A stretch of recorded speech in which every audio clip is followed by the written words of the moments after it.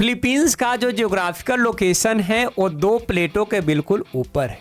यही कारण है कि यहाँ पर आमतौर पर भूकंप आते रहते हैं और इन क्षेत्रों में ज्वालामुखी विस्फोट भी होते रहता है। दरअसल आपको पता होगा कि अर्थ का जो सबसे ऊपरी हिस्सा होता है उसको क्रस्ट कहा जाता है, उसके नीचे मेंटल होता है और इन दोनों के बीच में कई सारे टेक्टोनिक प्लेट्स हैं। ऐसा तो बहुत सारे टेक्टोनिक प्लेट हैं, लेकिन 7 बड़े टेक्टोनिक प्लेट हैं, जिसमें से पैसिफिक ओशियन के नीचे जो प्लेट है उसको पैसिफिक प्लेट कहा जाता है।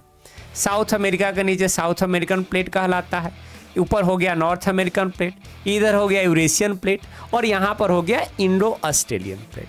अब फिलीपींस को देखो, ये जो एरिया है पैसिफिक प्लेट और यूरेशियन प्लेट के बिल्कुल बीच में है और ये दोनों प्लेट आपस में क्या करते हैं, कोलाइड करते हैं, टकराते हैं और अंदर जब टकराते हैं तो ऊपर भूकंप महसूस होता है। ऊपर भूकंप महसूस होता है, ऊपर का हिस्सा होता है वो हिलने लगता है।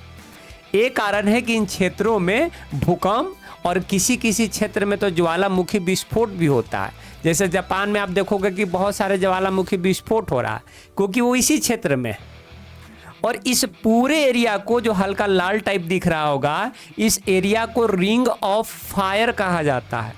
इस एरिया को रिंग ऑफ फायर इसलिए कहा जाता है क्योंकि इन क्षेत्रों में ज्वालामुखी विस्फोट होते रहते हैं और आग का जो लावा है अंदर से निकलते रहता है, इसीलिए इसको रिंग ऑफ फायर कहा गया।